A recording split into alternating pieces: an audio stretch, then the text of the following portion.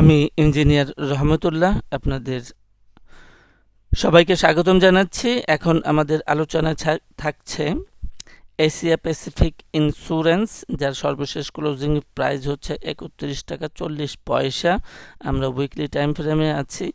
তো আমরা দেখতে পাচ্ছি যে এই চার্টটাতে 2020 সালের মার্চে একটা লো তৈরি হয়েছিল 16 টাকা 80 পয়সা। তারপর একটা ফ্লোর প্রাইস ইম্পোজ করা হয়, দীর্ঘদিন যাবৎ সেখানে থাকে। সেই ফ্লোর প্রাইস থেকেই ফ্লোর প্রাইসটা ছিল 19 টাকা। দেখা যাচ্ছে যে সেখান থেকে একটা ভালো মুভমেন্ট দিয়েছিল। 19 টাকা থেকে প্রায় 91-92 টাকার মতো একটা শার্প ভালো মুভমেন্ট আমরা পেয়েছিলাম। তো বর্তমানে যেখানে থেকে এখন ছোট টাইম ফ্রেমে এটা 31 অক্টোবর 2024, এখান থেকে মার্কেট আপট্রেন্ডে, মার্কেট প্রাইস আপট্রেন্ডে আছে। তো এই জায়গাটায় প্রায় 80%-এর বেশি এই র্যালির যে কারেকশন 80%-এর বেশি আছে। এবং যেহেতু এটা একটা আর্টিফিশিয়াল সাপোর্ট থেকে উঠেছে, তো এই সমস্ত জায়গায় আসলে পরে আমরা কনফিডেন্সের সাথে করতে পারি, ট্রেড করতে পারি। আপাতত আমাদের ট্রেড অপরচুনিটিটা আমরা আলোচনা করবো একটি এখনই। তাহলে দেখা যাচ্ছে যে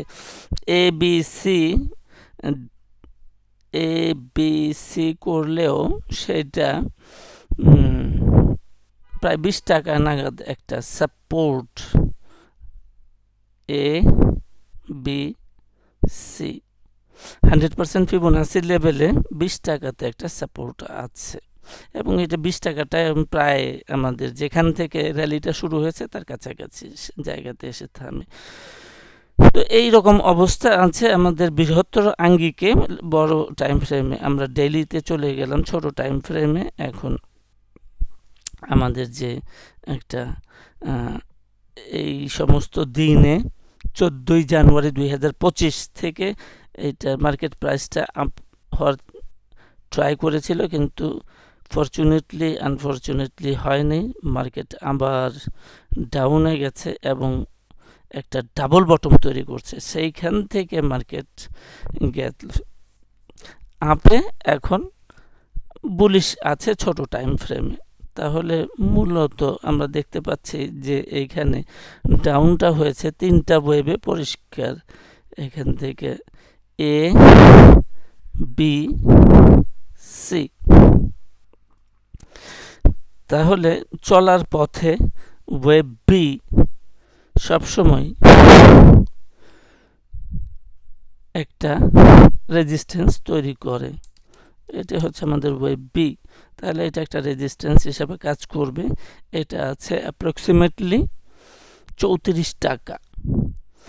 তাহলে যাদের কাছে আছে বা ট্রেড করতে চান, তো এই জায়গাটা একটু অবজারভেশনে রাখতে হবে। তো মূলত আমাদের এই ডেইলি টাইম ফ্রেমের টার্গেটটা হচ্ছে একদম simple, A equals to C. 100% Fibonacci লেভেলে এই 39 টাকা 50 পয়সা অ্যাপ্রক্সিমেটলি, এটা হচ্ছে আমাদের এখনকার জন্য টার্গেট। এই টার্গেট বিবেচনা করে উই ক্যান ট্রেড। তাহলে আমরা যে ট্রেড করব, হোয়ার ইজ দ্য রিস্ক? রিস্কটা কোথায়? তাহলে রিস্কটা হলো যে এটা লোয়ার লো করতে পারবে না, যেখানে ডাবল বটমটা তৈরি করেছে। আমরা তারপর আরেকটু উপরে আমরা চিন্তা করতে পারি যে লোয়ার লো করতে পারবে না। সেই ক্ষেত্রে আমাদের রিস্ক হচ্ছে 29 টাকা। এই 29 টাকার লেভেলে যদি কখনো ক্লোজিং প্রাইসের নিচে এশিয়া প্যাসিফিক এর মার্কেট প্রাইস চলে আসে, তাহলে বুঝতে হবে যে এই বুলিশ ইন্টারপ্রিটেশনটা কাজ করলো না। সো সেল অ্যান্ড এক্সিট, আমাদের এক্সিট হয়ে যেতে হবে। তো আজকে এই পর্যন্তই। সাথে থাকার জন্য সবাইকে ধন্যবাদ।